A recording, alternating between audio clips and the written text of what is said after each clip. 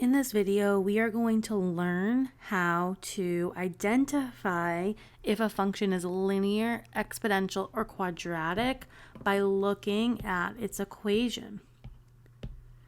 So remember, linear functions are of degree 1, and these are some of the different formulas that we learned about linear functions. Exponential functions has an exponent that's a variable. And these are different equations that we learned when talking about exponential functions. And then quadratic functions have a degree of 2. This means that usually that there's an exponent of 2. And what I mean by usually is that here in standard form, you'll see an exponent of 2. And here, this one also has an exponent of 2. Let's go ahead and add plus k here because this should really be vertex form. And then here, you do not see an exponent of 2. So if you have something that is in factored form, that's the only time that a quadratic function you don't see the exponent of 2. You would if you were to multiply this out and get it into standard form. So usually is a caveat here for the exponent of 2. So let's go ahead and look at these equations down here and determine if they are linear, exponential, or quadratic. So on example 1, we have y equals 4 to the power of x plus 6.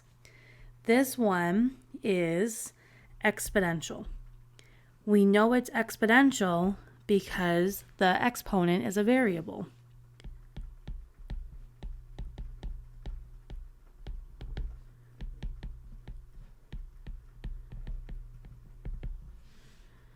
On example 2, we have y equals negative 3/2 x minus 3. Is this one linear, exponential, or quadratic? It is linear. We know that because it's in slope-intercept form. This is of the form y equals mx plus b.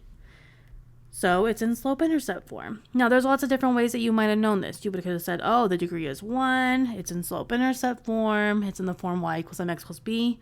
Whatever makes sense to you in your brain, that is what you're going to write for your explanation. So I'm going to write it is in slope intercept form, which again is y equals mx plus b. For example 3, is this one linear, exponential, or quadratic?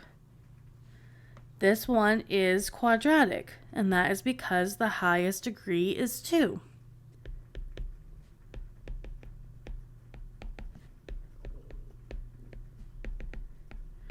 You could have also have said it's in standard form, y equals ax squared plus bx plus c.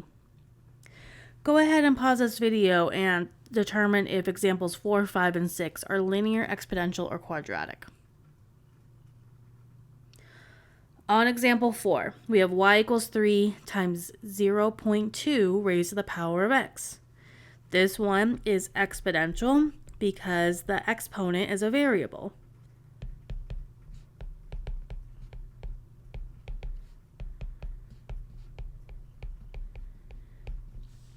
On example 5, we have y equals x minus 2 squared plus 7. This one is quadratic because it is in vertex form. Or you could have said it is exponent or quadratic because the highest degree is 2. Remember, vertex form is y equals a times x minus h squared plus k. On example 5, we have 2x plus 4y equals 6. This one is linear, and I know that because the highest degree is 1.